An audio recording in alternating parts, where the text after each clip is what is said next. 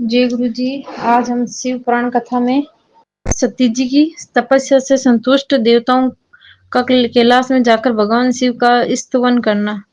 ब्रह्मा जी कहते हैं, नारद, एक दिन मैंने तुम्हारे साथ जाकर पिता के पास खड़ी हुई सती को देखा। वे तीनों लोकों की सारभूता सुंदरी थी।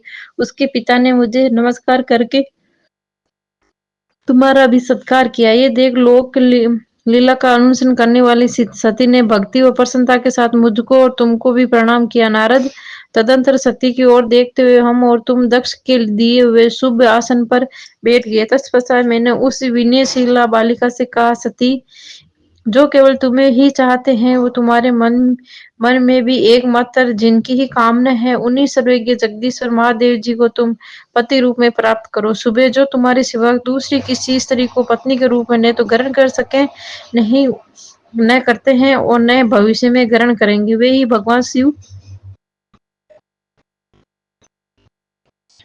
भगवान शिव तुम्हारे पति हो। वे तुम्हारे योग्य हैं, दूसरों के नहीं। नारद सती के ऐसा कहकर मैं दक्ष के घर में देर तक ठहरा रहा। फिर उनसे विदा ले मैं तुम दोनों अपने अपने स्थान को चले गए। मेरी बात को सुनकर दक्ष को बड़ी प्रसन्नता हुई। उनकी सारी मानसिक चिंता दूर हो गई और उन्होंने अपनी पुत्री को परमेश्वरी समझकर गोद में उठा लिया। इस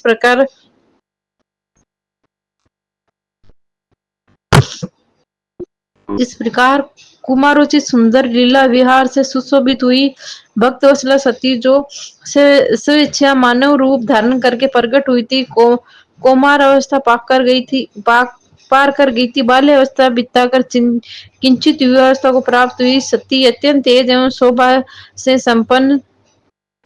संपूर्ण अंगों से मनोहर दिखाई देने लगी। लोकेश दक्ष ने देखा कि सती के शरीर में युवा अवस्था के लक्षण प्रकट होने लगे हैं। तब उनके मन में चिंता हुई कि मैं महादेव जी के साथ इनका विवाह कैसे करूं। सती समय महादेव जी को पाने की प्रतिदिन अभिलाषा रखती थी। अतः पिता के मनोभावों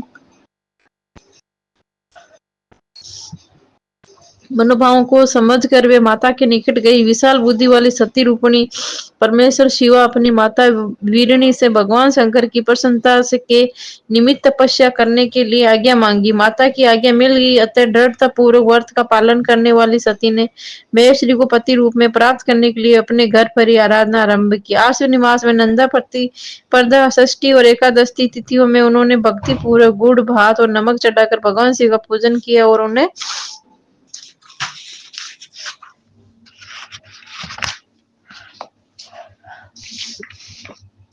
नमस्कार करके उसी नियम के साथ उस मास को व्यतीत किया। कार्तिक की मास की चतुर्दशी को सजा कर रखे हुए मालपुओं और खीर से परमेश्वर शिव की आराधना करके वे निरंतर उनका चिंतन करने लगी। माह के कृष्ण पक्ष 10 की अष्टमी तिथि को तिल, जौ और चावल से हर की पूजा करके जैतून में दीप दिखाकर अथवा आरती करके सती दिन बिताती थी। पौष मास के शुक्ला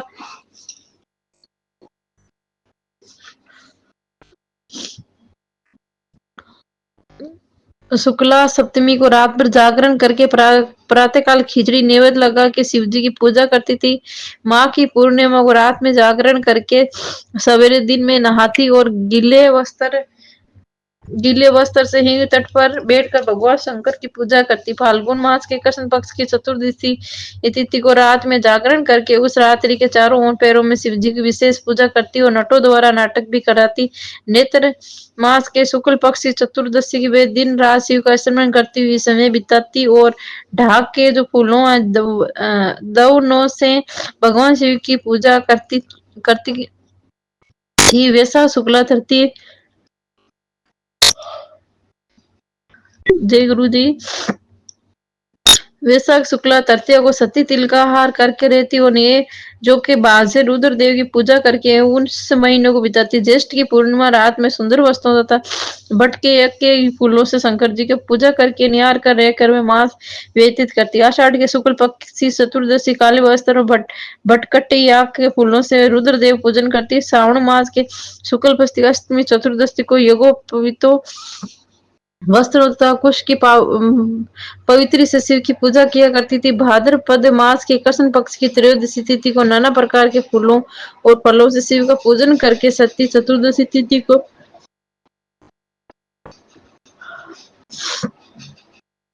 केवल उस जल का आहार किया करती थी, भांति भांति फलों फूलों और उस समय उत्पन्न होने वाले अन्नों द्वारा शिव की पूजा किया करती थी और महीने भर अत्यंत नियमित आहार करके केवल वो जप में लगी रहती थी। सभी महीनों में सारे दिन सती शिव की आराधना में संलग्न रहती थी। अपनी इच्छा से मानव स्वरूप धारण करने वाली वे देवी दृढ़ता पूर्व उत्तम व्रत का पालन करती थी। इस प्रकार नंदा व्रत को पूर्ण रूप से समाप्त करके भगवान शिव में अन्य भाव रखने वाली सती एकाग्रचित होकर बड़े प्रेम से भगवान शिव का ध्यान करने लगी तथा उस ध्यान में निश्चल भाव से स्थित हो गई। मुने इस समय जब देवताओं और ऋषि भगवान विष्णु और मुझको आगे करके सती की तपस्या देखने के लिए वहां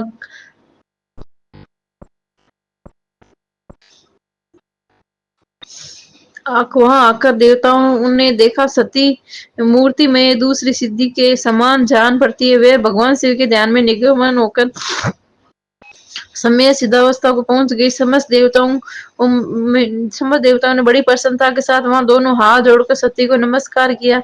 मुनियों ने भी मस्तक झुकाए तथा श्री हरि आदि के मन में प्रीति उमड़ आई। श्री विष्णु सब देवता और मुनि आश्चर्यचकित हो सती देवी की तपस्या को बुरी बुरी प्रशंसा करने लगे। फिर देवी को प्रणाम करके वे देवता और मुनि तुरंत ही गिरिश्रेष्ठ के लोक को गए जो भगवान शिव को बहुत प्रिय है। सावित्री के साथ में और लक्ष्मी के साथ भगवान विष्णु भगवान वासुदेव भी प्रसन्नता पूर्वक महादेव जी के निकट गए। वहां जाकर भगवान शिव को देखते ही बड़े वेग से प्रणाम करते सब देवता ने दोनों हाथ जोड़कर विनीत भाव के नाना प्रकार से रोते और उनकी स्तुति करके अंत में कहा, प्रभु आपकी सत्व रज और तम नामक जो तीन शक्तियां उनके राग आदि वेग अश्य है, देवयत्री अथवा लोकयत्री आपका स्वरूप है। आप शरणगतों के पालक है तथा आपकी शक्ति बहुत बड़ी है, उसकी कहीं कोई सीमा नहीं है। आपको नमस्कार है। दुर्गा पते जिनकी इंद्रिया दुष्ट है, वश में नहीं हो पाती, उनके लिए आपकी प्राप्ति कोई मार्ग सुलभ नहीं है।